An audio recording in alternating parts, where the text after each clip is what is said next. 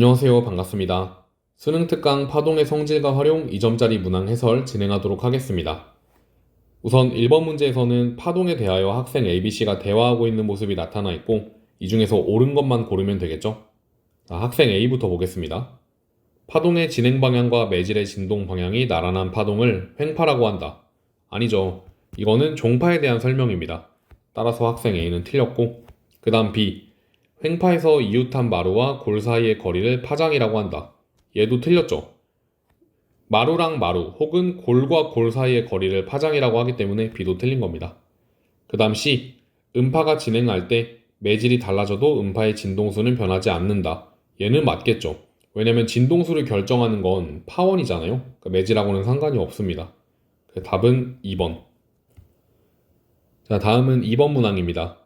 그림 가는 시간 t는 0일 때 마이너스 x 방향으로 진행하는 파동의 변이 y를 위치 x에 따라 나타낸 것이다. 자, 그러면 이 위치에 대해서 나타나 있기 때문에 요만큼이 바로 거리가 되겠죠? 그래서 이 파동의 람다 값이 4cm가 된다는 걸 알 수가 있습니다. 그 다음에 그림 나에서 P와 Q는 x가 2cm랑 4cm에서 y를 t에 따라 순서 없이 나타낸 것이다. 그럼 이건 이제 무슨 얘기냐면 x가 이렇게 2cm일 때랑 4cm일 때 현재는 둘 다 변위가 0이죠. 이 파동이 진행함에 따라서 요 매질은 진동하기 시작을 할 거예요. 그걸 이제 이렇게 나에서 그래프로 나타냈다는 거죠. 왼쪽으로 살짝 진행을 시켜보면, 이동을 시키면 이런 식으로 그림이 그려지겠죠. 자, 그럼 결론적으로 이렇게 살짝 진행을 한 이후에 이 4cm에 있던 매질은 위쪽으로 이게 진동을 하기 시작을 하고요. 그리고 2cm에 있던 매질은 아래쪽으로 먼저 진동을 하기 시작을 합니다. 근데 나에서 P는 처음에 위로 진동하고 그리고 Q는 아래로 진동하고 있잖아요. 그러니까 얘가 바로 2cm에서고 그리고 P는 바로 4cm에서라는 걸 알 수가 있습니다. 자, 그 다음에 이때 요 점이 진동에서 원래로 돌아오는 데까지 걸리는 시간이 2초잖아요. 그럼 그게 뭐가 되는 거죠? 주기가 된다는 것도 알 수 있습니다. 얘도 마찬가지로 주기는 당연히 2초가 되겠죠. 자, 그러면 이 파동의 속력은 t분의 람다꼴로 쓸 수 있으니까 4cm를 2초로 나눠서 2cm/s가 됩니다. 자, 기억부터 풀어볼까요? 지금 기억에서 물어보는 게 이거죠? 그럼 맞습니다. 그 다음에 니은 나의 P는 x는 4cm에서 y를 t에 따라 나타낸 것이다. 그러면 나의 P는 4cm 맞잖아요? 그럼 니은도 맞는 겁니다. 그 다음 디귿 t는 2초일 때 x는 3cm에서 y는 2cm이다. 그럼 여기서는 2초일 때인데 이 2초가 상당히 중요한 숫자죠. 이거를 괜히 의미 없는 시간을 주지 않거든요. 이 2초의 의미는 이 문제에서는 그냥 한 주기를 의미합니다. 그러니까 한 주기 1t. 그럼 1t일 때 3cm에서 이 y값이 얼마인지를 물어보는 건데 이 주기의 의미는 어차피 그 원래 모양대로 돌아오는데 걸리는 최소 시간인 거잖아요. 그럼 어차피 한 주기가 지나봤자 모양은 그 원래 모양하고 똑같다는 거예요. 그럼 처음에 이 x가 3일 때 y값이 얼마니까? 그때 마이너스 2니까. 그래서 한 주기가 지난 이후에 3에서도 y값은 2cm가 아니라 마이너스 2cm가 된다는 겁니다. 디귿은 틀린 거죠. 그럼 이거를 이제 내신이나 수능에서 좀 변형을 한다면 어떻게 낼 수 있겠어요? 2초가 아니라 뭐 예를 들어서 12.5초 이런 식으로도 출제가 가능하다는 거죠. 자, 한번 풀어볼까요? 12.5초일 때 x는 4cm에서 y값이 얼마인지를 한번 찾아보겠습니다. 그럼 숫자가 갑자기 커졌지만 두려워할 필요가 전혀 없죠. 왜냐면 얘는 이제 12초랑 얼마로 끊어볼 수가 있어요? 0.5초로 끊어서 볼 수가 있습니다. 이거를 12초로 끄는 이유가 뭐냐면요. 어차피 2초가 한 주기잖아요. 그럼 얘는 6주기가 됩니다. 6주기. 근데 어차피 한 주기 지날 때마다 모양은 이 원래 모양으로 돌아오겠죠. 그 그림을 그려가지고 조금 더 설명을 드려보자면, 자, 지금 얘는 왼쪽으로 진행하는 파동입니다. 그럼 한 주기가 지났을 때 이동을 해서 이동해서 철컥하고 원래 모양하고 딱 맞아 떨어진다는 거예요. 그럼 이걸 어차피 6번 반복해봤자 다시 원래 모양으로 돌아오겠죠? 그럼 문제를 풀 때 12.5초일 때나 0.5초일 때나 사실상 동일하다는 겁니다. 그리고 이 0.5초는 4분의 1주기가 되겠죠?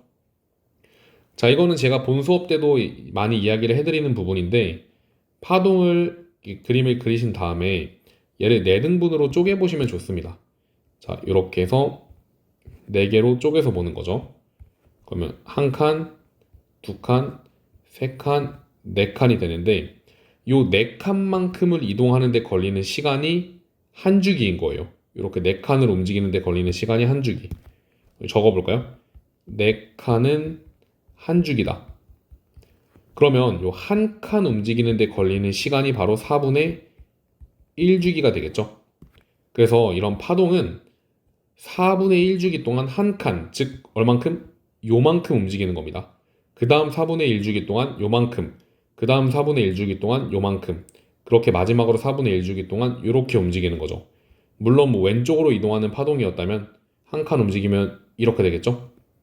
그래서 결론적으로 이 6t만큼 시간이 흘렀을 때는 원래 모양으로 돌아오고, 그 다음에 4분의 1t가 더 흘렀으니까 한 칸만 움직이면 되는 겁니다. 자, 그러면 지금 처음 요 모양에서 한 칸을 움직이게 되면 이렇게 되겠죠. 그리고 이때 지금 궁금한 거는 x는 4에서 y 값이니까 x는 4에서 요 y 값은 2가 나온다는 걸 알 수가 있습니다. 그때는 2cm겠죠. 이거는 상당히 중요하니까 꼭 학습을 잘 해두시면 좋을 것 같습니다. 자, 이제 다음 문항으로 넘어가 보겠습니다. 자, 3번에서는 t는 0일 때 x축과 나란하게 진행하는 파동 a랑 b의 변이 y를 위치에 따라 나타낸 것이다. 그럼 보자마자 찾을 수 있는 게 a의 파장은 1cm가 되고요. 그리고 b의 파장은 2cm가 됩니다. 그리고 a와 b의 진행 속력은 1cm/s로 같다고 돼 있죠. 그럼 속력은 시간분의 뭘로 구할 수 있어요? 시간분의 거리, 즉 t분의 람다꼴로 구할 수 있기 때문에 여기서 주기는 1초, 그리고 여기서 주기는 2초가 됩니다. 자, 기억부터 풀어볼까요? A의 파장은 1cm이다. 맞습니다.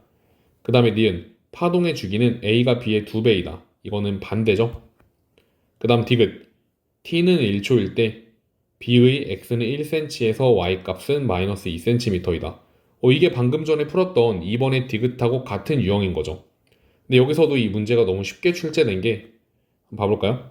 얘는 1초잖아요. 근데 B의 주기는 몇 초죠? 그러면 2초니까 주기의 절반, 즉 반주기를 의미하는 겁니다. 그나마 2번보다는 어렵긴 하지만 그래도 어려운 문제는 아닌 거죠. 그럼 반주기면요, 4분의 1주기가 2번인 거니까 몇 칸 움직이면 돼요? 2칸 움직이면 되는 겁니다. 그럼 왼쪽으로 2칸 움직이면은 이렇게 그림이 그려지겠네요. 왜 이렇게 그려지냐면, 헷갈리면은 처음에는 한 번씩 다 그려보세요. 자, 여기서 2칸 움직이는 겁니다. 그러면 한 칸, 2칸이겠죠. 그래서 이런 식으로 되는데, 그때 x는 1cm에서 y 값은 마이너스 2가 아니라 0이 됩니다. 그럼 답은 디귿도 틀렸으니까 1번이 되겠죠. 자, 다음 4번 문항으로 넘어가 보도록 하겠습니다. 다음은 물결파에 대한 실험이다. 자, 실험 과정을 한번 읽어보시면, 그림과 같이 물결파 실험 장치의 한쪽에 유리판에 놓는다. 이거는 수심을 조절하기 위해서 유리판에 넣은 거죠. 그 다음 진동자로 일정한 진동수의 물결파를 발생시켜 물결파에 의해 스크린에 나타난 무늬를 관찰한다. 자, 실험 결과를 보니까 1과 2는 수심이 얕은 곳과 깊은 곳에 의해 스크린에 나타난 무늬를 순서 없이 나타낸 것이다. 그러니까 지금 요 람다 값이 다르다는 거예요. 그럼 이 람다 값이 다른 이유는 뭐냐면, 어차피 이 진동자가 만들어주는 진동수는 동일하겠죠. 그래서 요 1번과 2번에서 진동수는 어차피 같습니다. 근데 수심이 깊을수록 속력이 빨라지기 때문에 물결파에서는, 그럼 속력은 어디서가 빠를까요? 1과 2에서. 정답은 이 1번에서가 속력이 더 빠릅니다. 그 이유는 왜 그러냐면, 이 파동의 속력은 F 곱하기 람다라고 쓸 수가 있잖아요. 근데 이 진동수가 일정한 상황에서 람다가 첫 번째에서가 더 크다는 거는 그만큼 속력도 더 빠르다는 거겠죠. 그래서 결론적으로 수심은 어디가 더 깊은 거예요? 이 첫 번째에서가 두 번째보다 깊다는 걸 또 알 수가 있습니다. 그러니까 여기가 유리판을 깐 부분인 거죠. 기억. 1의 무늬는 깊은 곳을 지나는 물결파에 의해 형성된다. 맞습니다. 그 다음에 니은 물결파의 주기는 1과 2에서가 같다. 주기는 결국 진동수의 역수니까 진동수가 같으면 주기도 같겠죠. 다음은 디귿. 진동자의 진동수만을 증가시키면 얕은 곳을 지나는 물결파에 의해 스크린에 나타난 이웃한 밝은 무늬 사이의 간격은 증가한다. 그러면 지금 이 유리판을 깔고 있는 이 얕은 곳에서 진동수가 작을 때랑 클 때를 비교하는 거잖아요. 근데 어차피 매질도 같고 수심도 같기 때문에 여기서 이 두 번의 실험 모두 속력은 동일합니다. 근데 속력은 동일한 상황에서 진동수를 올려주는 거니까 그만큼 파장은 짧아지겠죠. 그래서 이 밝은 무늬 사이의 간격은 증가가 아니라 감소하게 되는 겁니다. 답은 3번입니다. 자, 다음으로는 5번 문항 풀어보도록 하겠습니다. 그림은 파동이 X축과 나란하게 매질 1에서 2로, 즉 플러스 X 방향으로 진행하는 모습을 나타낸 것이고, 그리고 T는 0인 순간 파동의 모습이 이렇게 나와 있는데, 이때 실선은 마르고 점선은 골이라고 나와 있습니다. 그럼 이거를 굳이 옆으로 돌려서, 그러니까 얘는 지금 위에서 파도 같은 걸 보고 있다고 생각을 하시면 되고, 이걸 옆에서 보게 된다면 여기서 실선에서 마루, 그리고 점선에서는 이렇게 골이 됩니다. 그럼 이걸 연결해서 그려주시면은 이런 식으로 파동이 그려지겠죠? 그래서 이거는 참고사항으로 알아두시면 좋을 것 같습니다. 자, 그 다음에 중요한 조건이 하나 나와 있는데 t가 2초일 때 x는 2cm인 지점이 처음으로 마루가 된다고 나와 있어요. 그럼 지금 얘를 오른쪽으로 이동시켜서 처음으로 2cm에서 마루가 되기 위해서는 원래 이 0에 있던 마루가 2cm까지 딱 옮겨지면 되겠죠. 즉 얘는 2초 동안 2cm를 움직이는 파동이라는 거예요. 2초 동안 얘가 이만큼 움직인 거죠, 요 마루가. 자, 그러면 속력을 구할 수가 있게 되는데요. 속력은 시간분의 거리잖아요. 근데 2초 동안 2cm만큼을 움직였기 때문에 답은 1cm/s가 됩니다. 그럼 이걸 토대로 문제를 한번 풀어볼까요? 자, 1에서 파동의 파장을 람다 1. 그럼 여기서 람다는 마루랑 마루 사이의 거리니까 얼마가 나오죠? 4cm가 나옵니다. 그리고 여기서 람다 값은 얼마가 나와요? 얘는 2배가 더 크니까 8cm가 나오겠네요. 그럼 답은 2번 아니면 3번 중에 하나고요. 그 다음에 이 두 번째는 이 두 번째 매질에서 파동의 진행 속력을 V2라고 나와 있죠. 그럼 여기서 우리는 뭘 구하면 돼요? 속력을 구하면 되는데 지금 2cm를 가는데 2초가 걸렸잖아요. 그리고 이 2cm의 의미는 첫 번째 구간에서 반파장을 의미합니다. 즉 얘는 주기의 절반이 되고 얘는 람다의 절반이 되는 거예요. 그러면 이 첫 번째 구간에서 주기가 4초가 되겠죠? 그리고 어차피 1과 2에서 진행하는 파동은 파원이 같을 것이기 때문에 여기서 주기도 4초가 된다는 걸 알 수가 있습니다. 그러면 속력은 t분의 람다니까 2cm/s가 되겠네요. 답이 3번입니다. 자, 6번 문제는 필요한 정보만 빠르게 뽑아내 보겠습니다. 우선 A에서 람다 값은 골부터 골 사이 거리니까 1cm가 되고요. 그리고 B에서는 마루마루 거리가 2cm니까 2cm라는 걸 알 수가 있습니다. 람다 값이. 그 다음에 파동의 진행 속력은 B가 A의 2분의 3배라고 나와 있으니까 2를 2V라고 두면 B는 3V가 되겠죠. 자, 그리고 결론적으로 지금 구하는 값은 진동수의 B를 구하는 겁니다. 근데 우리는 람다도 알고 있고 V도 알고 있잖아요. 그럼 이 V랑 람다를 통해서 진동수를 표현해 보시면 되는데 V는 F 람다니까 그럼 구하는 값인 F를 빼고 넘겨보시면은 F는 람다분의 V라는 걸 알 수 있겠죠. 즉 진동수를 구하기 위해서는 속력을 람다 값으로 나누시면 되는 겁니다. 그러면 A에 대한 진동수는 얘를 요걸로 나누면 되는 거잖아요.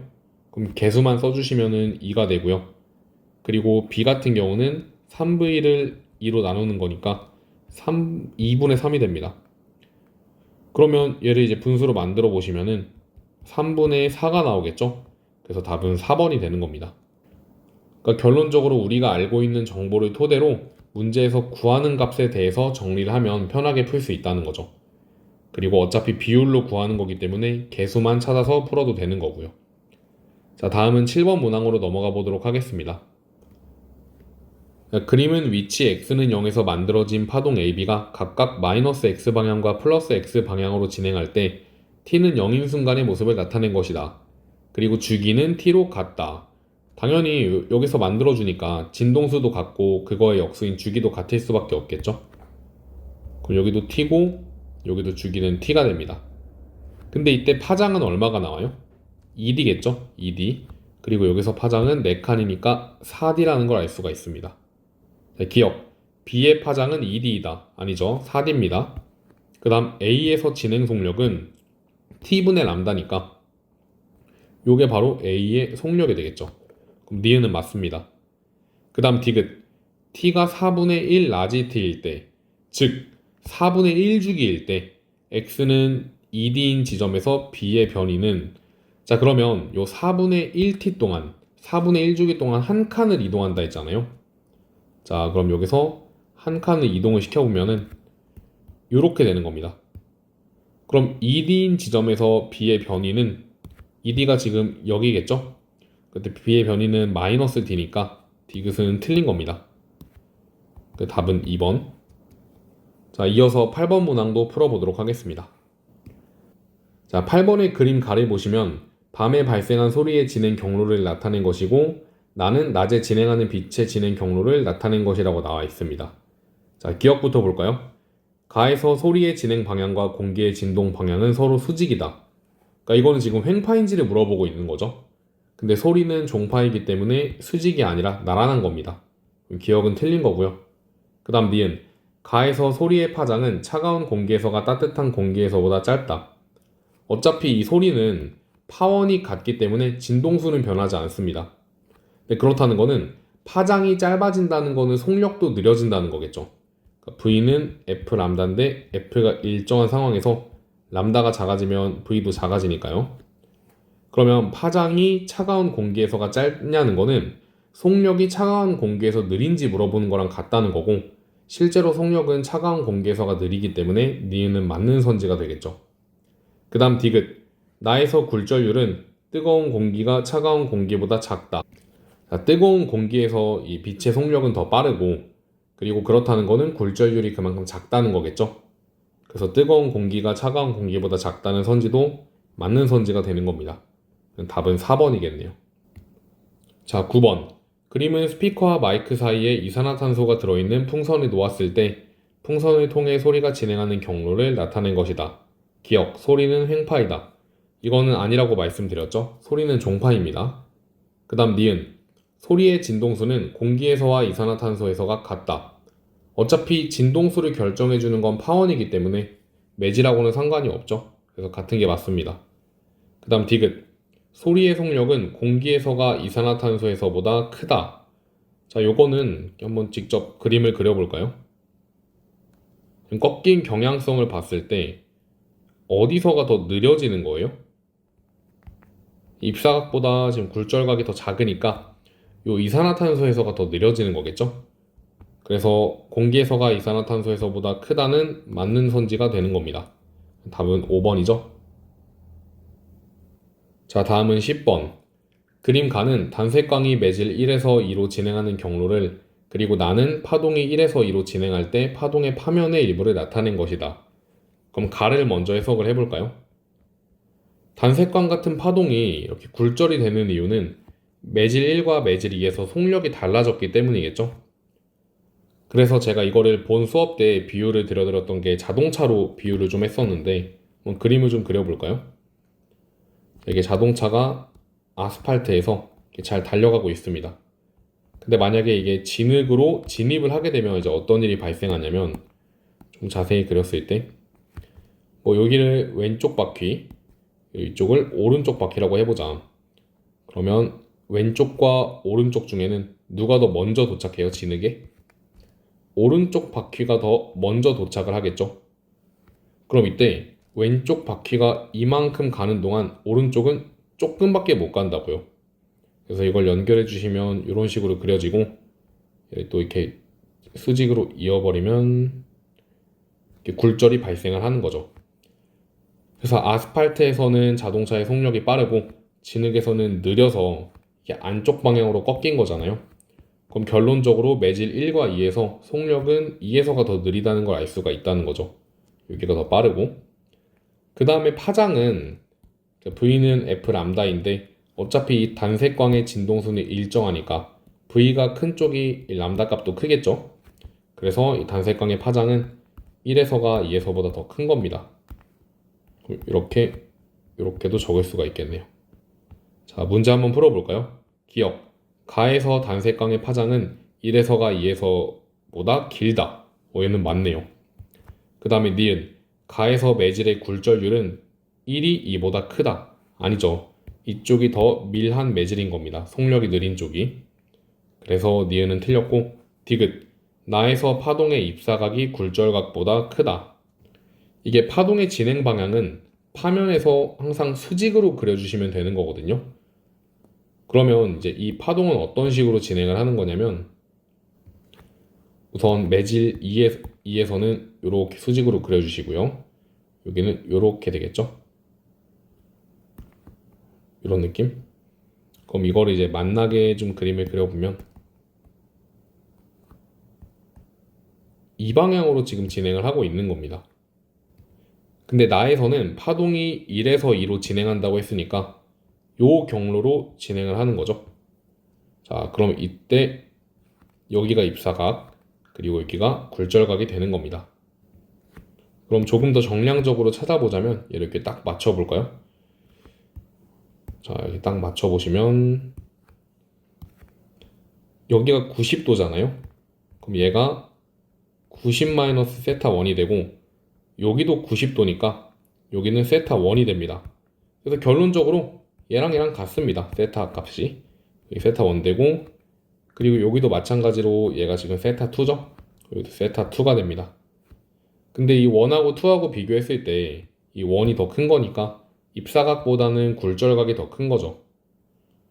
근데 여기서는 입사각이 크다고 나와 있으니까 잘못된 거겠죠? 답은 1번입니다. 자, 11번을 풀기 위해서는 그 스넬 법칙에 대한 걸 좀 알고 계셔야 되는데, 아까 전에 했던 거랑 되게 비슷하죠? 우선 이 매질 1에서 매질 2로 갈 때 안쪽으로 꺾였다는 거는 이 매질 2가 더 밀한 매질이라는 거예요. 그럼 여기서는 지금 속력이 굉장히 빨랐을 겁니다. 속력이 빨랐을 텐데, 누가 먼저 매질 2에 들어갔으니까 이 아래쪽에 있는 물결파가 매질 2에 더 먼저 들어갔으니까 속력이 느려진 거죠. 그래서 이렇게 천천히 가고, 얘가 이렇게 천천히 이만큼 가는 동안 A는 얼만큼을 간 거예요? A는 이만큼을 나아간 겁니다. 파란색으로 그냥 그려볼까요?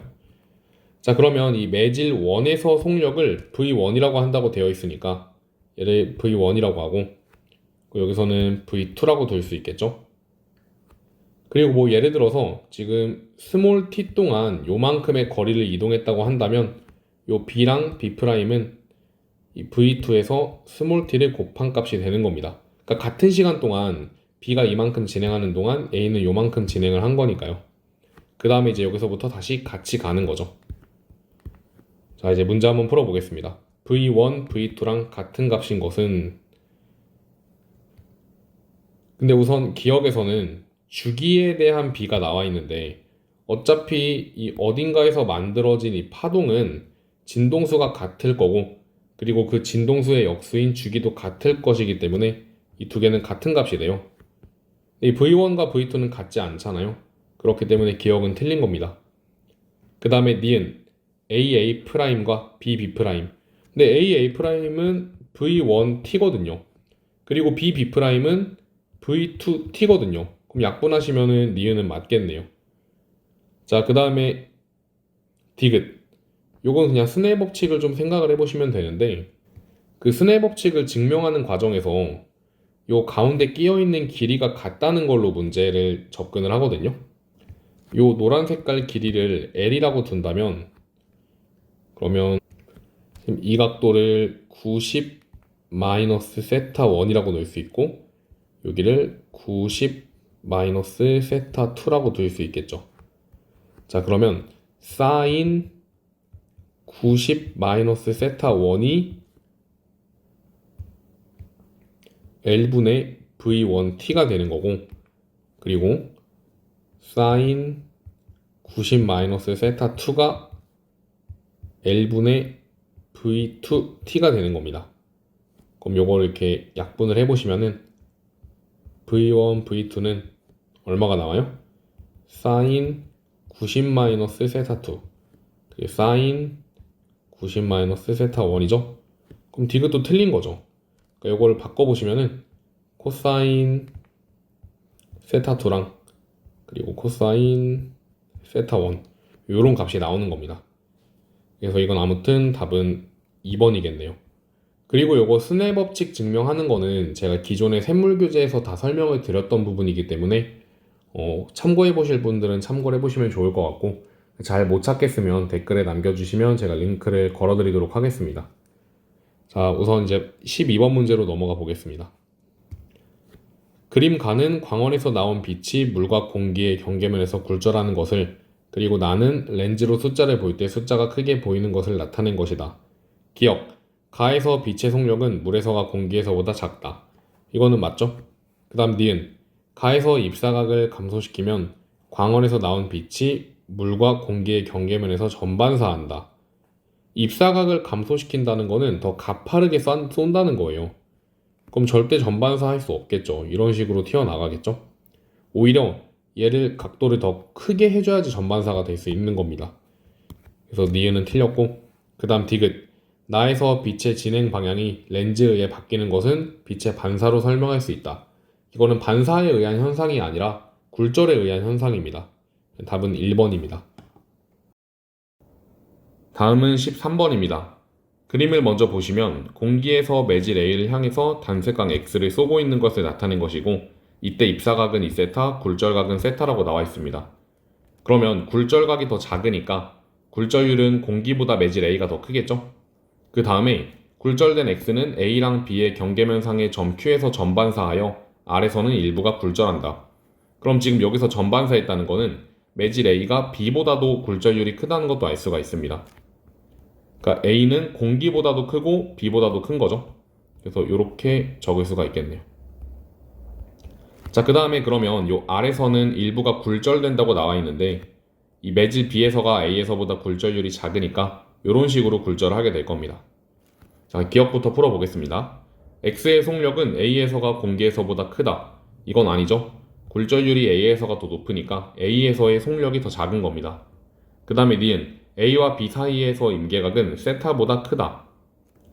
그러니까 지금 여기가 세타니까 이 대칭성에 의해서 이 반대쪽도 세타가 될 거 아니에요? 근데 여기서는 전반사가 일어나지 않았습니다. 그러면 이 세타보다 더 완만하게, 그러니까 더 각도가 크게 쏴줘야지만 전반사가 할 수 있다는 거고, 그럼 임계각은 세타보다 큰 게 맞겠죠? 자, 다음은 디귿. R에서 X의 굴절각은 세타보다 작다. 그럼 여기서 굴절각을 얘기하는 건데, 굴절각은 요 입사각보다 커야 되기 때문에 세타보다 크다가 맞아서 디귿은 틀렸습니다. 답은 2번. 자, 다음은 14번입니다. 그림은 단색광 A를 매질 1과 매질 2의 경계면상에 있는 점 P에 입사시켰을 때 P에서 전반사하고, 그럼 여기서 전반사한다는 거는 굴절율이 2보다 1에서가 더 크다는 걸 의미하겠죠? 그 다음에 매질 1과 3의 경계면상에 있는 점 Q에서 일부는 반사하고 일부는 굴절한다. 그럼 여기도 마찬가지로 그 굴절하는 경향성을 봤을 때 얘가 더 법선하고 가깝잖아요. 그럼 매질 3보다는 매질 1에서가 굴절율이 크다는 걸 알 수가 있습니다. 그러면 매질 1, 2, 3 중에서는 1에서가 가장 굴절율이 크겠죠? 그럼 이제 우리는 매질 2랑 3 중에 누가 더 굴절율이 크고 작은지를 판단하셔야 되는데, 한번 각도를 좀 써볼까요?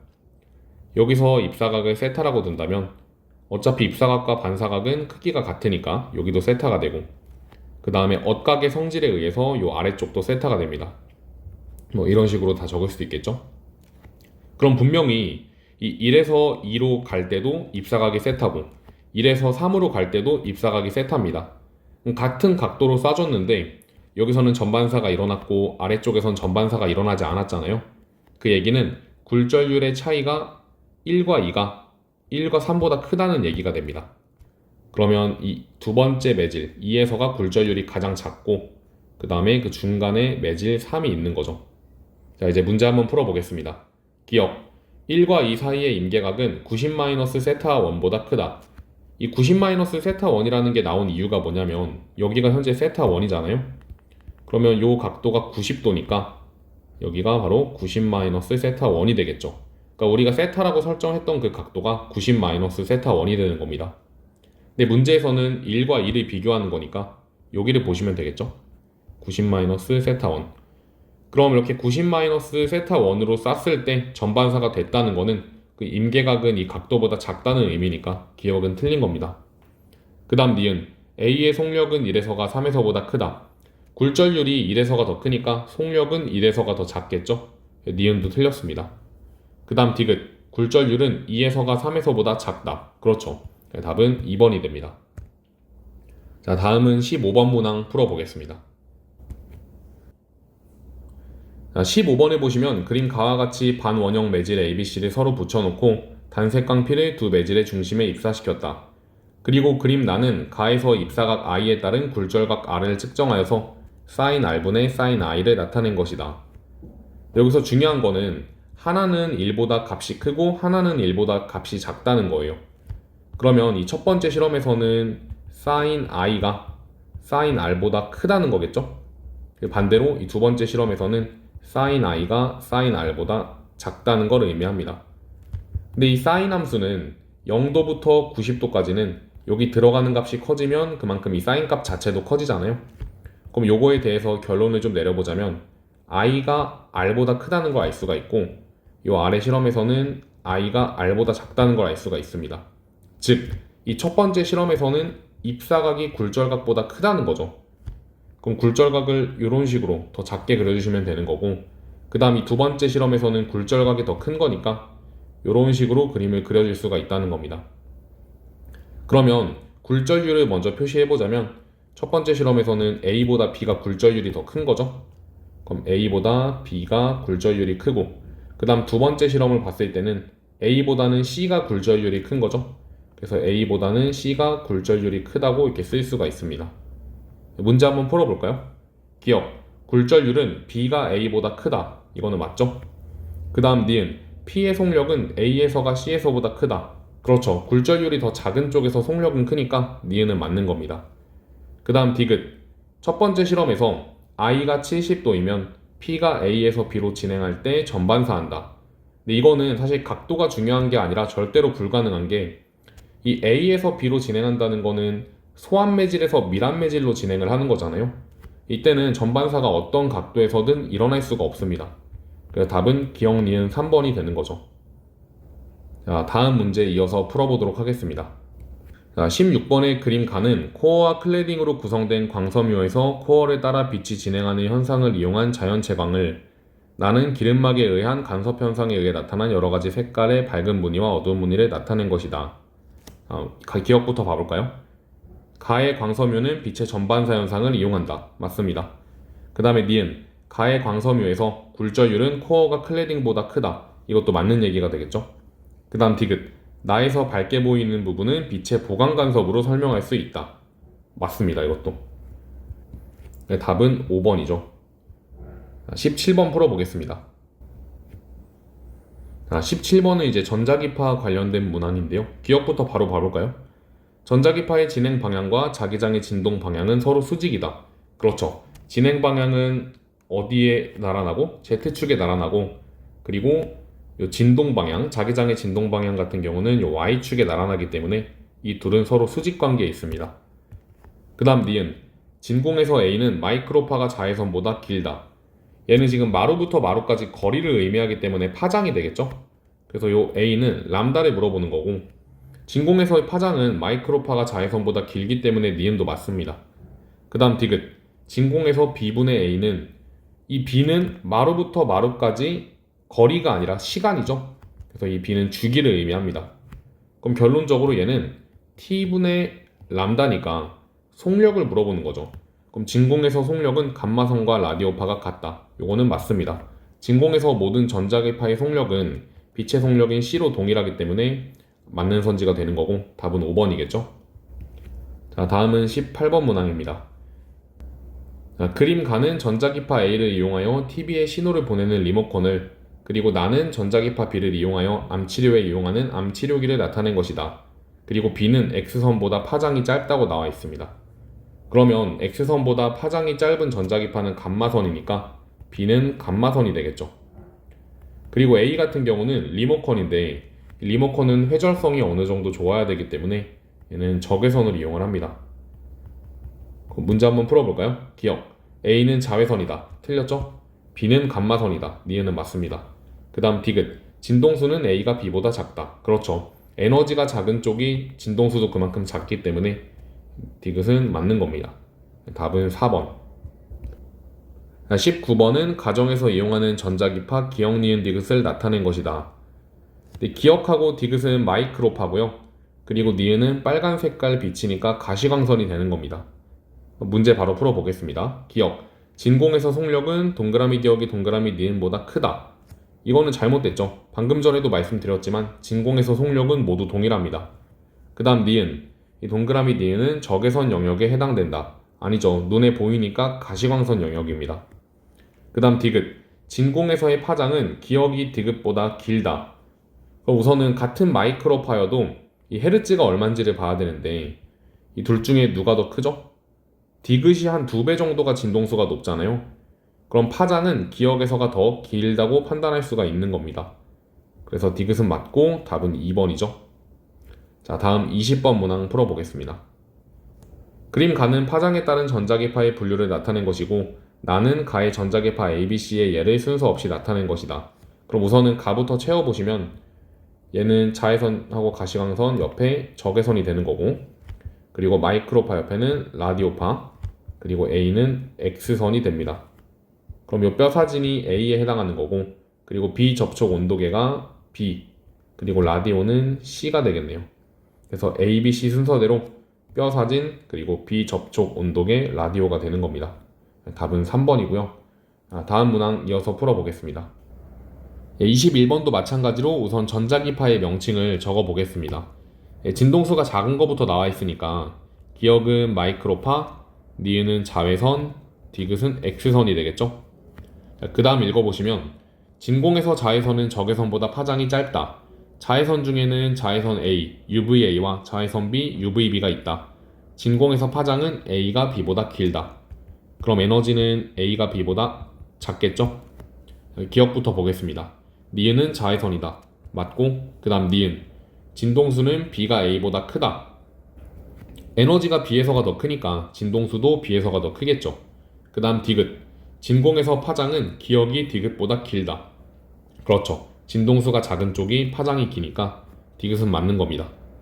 답은 5번이고요. 그리고 자외선이 두 종류로 나와 있어서 여담으로 말씀을 드려보자면 이 UVA는 피부 깊숙한 곳인 진피층까지 침투하기 때문에 주름과 색소 침착 같은 피부 노화를 유발할 수 있고요.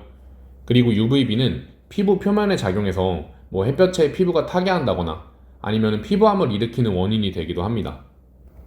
그래서 실제로 자외선 차단제를 보시면은 이 UVA를 차단하는 성능하고 UVB를 차단하는 성능이 따로 나와 있거든요.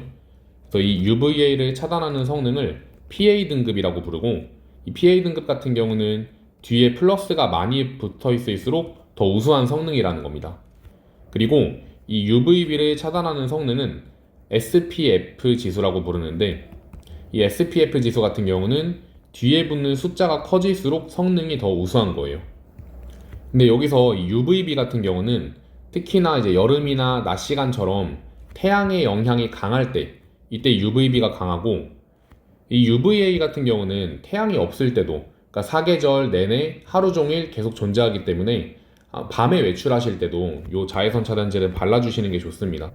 그래서 피부 관리하시는 분들은 밤에 외출할 때도 자외선 차단제를 바르는데, 그때는 이 SPF 성능이 우수한 것보다는 이 PA 성능이 우수한 거를 바르시면 더 도움이 많이 되겠죠. 참고사항으로 알고 계시면 좋을 것 같아서 말씀을 드린 거고, 다음으로 넘어가 보도록 하겠습니다. 22번. 다음은 이어폰에 대한 설명이다. 적외선을 이용하여 체온을 측정할 수 있는 기능을 갖춘 보랏빛 색상의 소음 제거 이어폰. 얘는 마이크로파를 사용하는 블루투스 5.1을 지원한다고 나와 있습니다. 기억. 진동수는 가시광선의 보랏빛이 적외선보다 작다. 아니죠. 가시광선이 적외선보다는 진동수가 크니까 기억은 틀린 거고요. 그 다음 니은. A의 원리는 보강간섭으로 설명할 수 있다. 이 소음 제거는 보강간섭이 아니라 상쇄간섭이겠죠? 그 다음 디귿. 진공에서 마이크로파의 속력은 공기 중에서 소리의 속력보다 크다. 애초에 전자기파의 속력은 소리의 속력보다 훨씬 크겠죠. 그렇기 때문에 디귿은 맞습니다. 자, 다음으로 넘어가 보겠습니다. 다음은 빛의 간섭 실험에 대한 설명이다. 스크린상의 점 O는 이중 슬릿 A, B로부터 같은 거리만큼 떨어져 있다. 점 P는 스크린상의 점이다. OP는 각각 밝은 무늬랑 어두운 무늬의 중심이다. 나와 있습니다. 그럼 여기서 밝은 이유는 이 이중 슬릿이 뭔지 모르더라도 여기서 빛이 밝은 이유는 중첩돼서 보강 간섭을 했다는 거고, 그리고 P에서 어두운 이유는 서로 상쇄 간섭했기 때문에 어두운 거겠죠. 네, 기억. A, B를 통과하여 O에 도달한 두 단색광의 위상은 서로 같다. 그쵸. 그렇기 때문에 보강 간섭을 한 겁니다. 그 다음 니은. A, B를 통과한 단색광은 P에서 상쇄 간섭을 한다. 이것도 맞죠? 그 다음 디귿. 간섭은 빛의 파동성을 보여주는 현상이다. 이거 맞습니다. 그래서 굴절, 간섭, 회절 이런 성질들은 다 파동성을 보여주는 현상인 거죠. 답은 5번입니다. 다음은 선박의 구상선수에 대한 설명이다. 커다란 선박에 달려있는 혹같이 튀어나온 모양을 구상선수라고 하는데 이런 거 얘기하는 거죠. 이는 선박이 진행할 때 선박이 받는 파도의 저항을 줄여주는 역할을 한다. 선수에는 파도에 의해 선박이 진행을 방해하는 물결파가 형성되는데 이 물결파는 매질의 진동 방향과 파동의 진행 방향이 서로 수직인 기역이다. 그럼 수직이니까 횡파겠죠. 자, 그 다음 구상선수는 이 물결파와 위상이 반대인 물결파를 만들어 두 물결파가 상쇄 간섭을 일으키도록 하여 저항을 줄여준다겠죠. 답은 2번입니다. 자, 이렇게 해서 파동의 성질과 활용 2점짜리 문항도 모두 풀어봤고요. 다음에 3점짜리 문항 해설로 돌아오도록 하겠습니다. 감사합니다.